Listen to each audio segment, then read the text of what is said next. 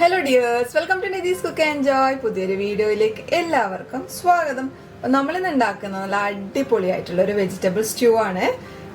വളരെ എളുപ്പത്തിൽ നമുക്ക് ഉണ്ടാക്കിയെടുക്കാൻ പറ്റും. അതുപോലെ നല്ല ഹെൽത്തിയാണ്, അടിപൊളി ടേസ്റ്റുമാണ്. അപ്പത്തിനും പൊറോട്ടയ്ക്കും ചപ്പാത്തിക്കും ഒക്കെ നല്ല കോമ്പിനേഷനാണ്. ഈവൻ പൂരിക്കും നല്ല കോമ്പിനേഷനാണ്. അപ്പോൾ എല്ലാവരും ഇതൊന്ന് ട്രൈ ചെയ്ത് നോക്കണം. കുട്ടികൾക്കൊക്കെ വളരെ ഇഷ്ടമാവും. എരിവ് കുറഞ്ഞിച്ചിട്ട് മതി എന്നുണ്ടെങ്കിൽ നിങ്ങൾക്ക് പച്ചമുളക് ഒന്ന് തിളച്ചതിന് ശേഷം ആ പച്ചമുളകിന്റെ ഫ്ലേവർ ഇറങ്ങിയതിന് ശേഷം പച്ചമുളക് മാറ്റിയാൽ മതി. അപ്പോൾ നമുക്ക് അത്ര ഒരു എരിവ് ഫീൽ ചെയ്യില്ല. അതുപോലെ തന്നെ കുരുമുളകിന്റെ അളവ് കുറച്ചാൽ മതി. നല്ല അടിപൊളി ഫ്ലേവറാണ്, നല്ല അടിപൊളി ടേസ്റ്റ് ആണ്. ഫൈനൽ സ്റ്റേജിൽ നിങ്ങൾക്ക് ഈ പട്ട, ഗ്രാമ്പു, ഏലക്കായുടെ ഫ്ലേവർ കുറവാണെന്ന് തോന്നുവാണെങ്കിൽ ലാസ്റ്റ് നമ്മൾ സ്വിച്ച് ഓഫ് ചെയ്തതിന് ശേഷം ഒരു പിഞ്ച് ഗരം മസാല ഇട്ട് കൊടുത്താൽ മതി. അതായത് നമ്മൾ വീട്ടിൽ പൊടിക്കുന്ന മല്ലിയൊന്നും ചേർക്കാത്ത ഗരം മസാല ഉണ്ടല്ലോ, അത് ഒരു നുള്ളു ചേർത്ത് കൊടുത്തു കഴിഞ്ഞാൽ നല്ല ഫ്ലേവർ കിട്ടും. മസാല ഫ്ലേവർ കൂടുതൽ വേണമെന്നുള്ളവർ മാത്രം ചെയ്താൽ മതി. ഇതിന് അത്യാവശ്യം നല്ല ഫ്ലേവർ തന്നെ ഉണ്ട്, പക്ഷെ നിങ്ങൾക്ക് കൂടുതൽ വേണമെന്നുണ്ടെങ്കിലാണ് പറഞ്ഞത്. അപ്പോൾ എല്ലാവരും ഇതൊന്ന് ട്രൈ ചെയ്ത് നോക്കണം. സബ്സ്ക്രൈബ് ചെയ്യാതെ ആരെങ്കിലും വീഡിയോ കാണണമെങ്കിൽ സബ്സ്ക്രൈബ് ചെയ്യണേ പ്ലീസ്. തൊട്ടടുത്തുള്ള ബെൽ ബട്ടണിൽ ഓൾ എനേബിൾ ചെയ്യാൻ മറന്നു പോകരുതേ. അപ്പോൾ ഇഷ്ടപ്പെടുവാണെങ്കിൽ ലൈക്ക് ചെയ്യുക, അതുപോലെ തന്നെ ഫ്രണ്ട്സിനും ഫാമിലിക്കൊക്കെ ഷെയർ ചെയ്യാൻ വേണം കേട്ടോ. അപ്പോൾ നമുക്ക് വീഡിയോ കണ്ടിട്ട് വരാം. Welcome to the video. Vegetable stew ഉണ്ടാക്കാൻ വേണ്ടിയിട്ട് ഞാനൊരു പാൻ ചൂടാക്കാൻ വെച്ചിട്ടുണ്ട്. ഇതിലേക്ക് 2 ടേബിൾ സ്പൂൺ വെളിച്ചെണ്ണ ഒഴിച്ചു കൊടുക്കാം. എണ്ണ ഒന്ന് ചൂടാവട്ടെ. വെളിച്ചെണ്ണ നന്നായിട്ട് ചൂടായിട്ടുണ്ട്. നമുക്കതിലേക്ക് 4 ഏലക്കായും അതുപോലെ 5 ഗ്രാമ്പും ഒരു ചെറിയ പീസ് പട്ടയും കൂടെ എടുത്തിട്ട് നമുക്കൊന്ന് ഇടാം.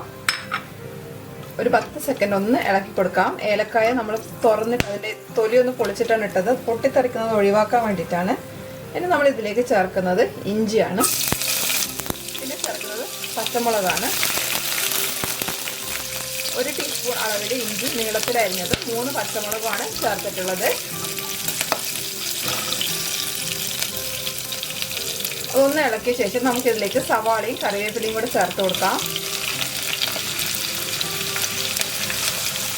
ഞാനിവിടെ 2 ചെറിയ സവാളയാണ് ചേർത്തിട്ടുള്ളത്. ഒന്നുകിൽ നിങ്ങൾക്കൊരു വലിയ സവാള ചേർക്കാം, അല്ലെങ്കിൽ 2 ചെറുത് ചേർക്കാം. ഇതൊന്ന് മീഡിയം ഫ്ലെയിമിലിട്ടിട്ട് ഒന്ന് ഒരു ട്രാൻസ്ലൂസൻ്റ് ആയിട്ട് വരുന്നത് വരെ നമുക്കൊന്ന് വഴറ്റിയെടുക്കാം. ഒരു 3-4 മിനിറ്റ് ഒന്ന് വഴറ്റിയെടുത്താൽ മതിയാവും.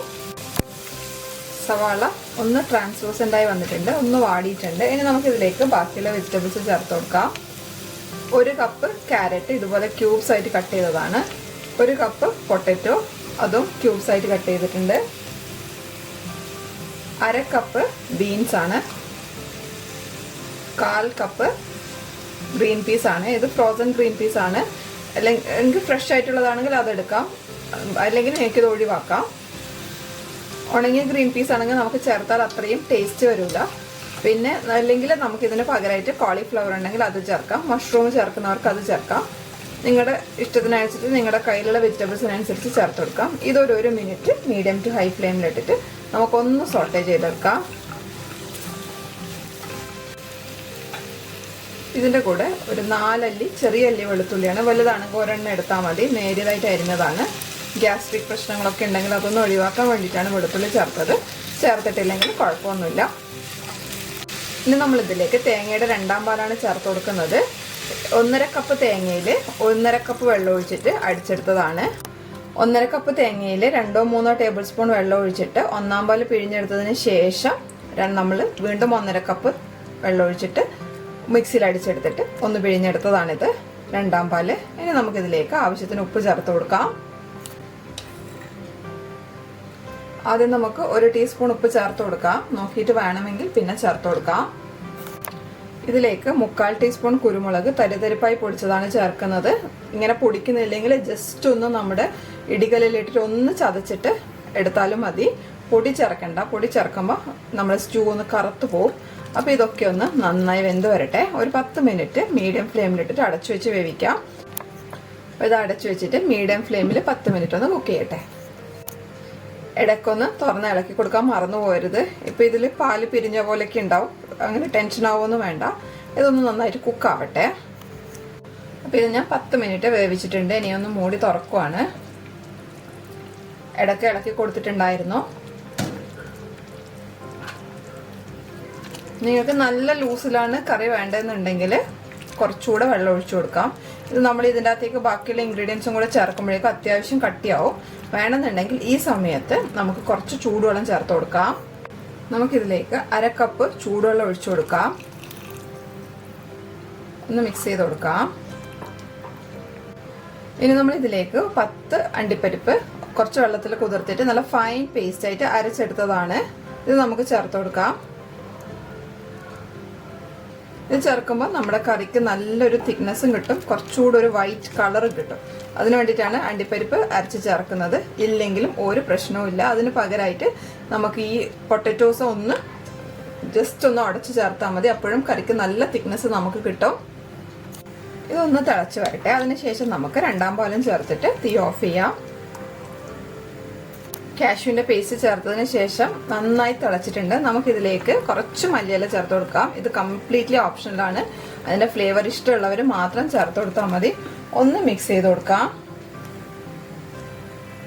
ഇനി നമുക്ക് തീ ഓഫ് ചെയ്തിട്ട് അപ്പം തന്നെ തേങ്ങയുടെ 1ാം പാല് ചേർത്ത് കൊടുക്കാം.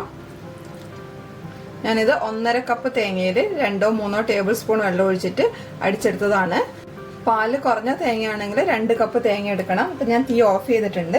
ഇനി നമുക്കിതിലേക്ക് 1/2 ടീസ്പൂൺ നെയ്യ് ചേർത്ത് കൊടുക്കാം. ഇത് നല്ലൊരു ഫ്ലേവർ എൻഹാൻസ് ചെയ്യുകയും ചെയ്യും.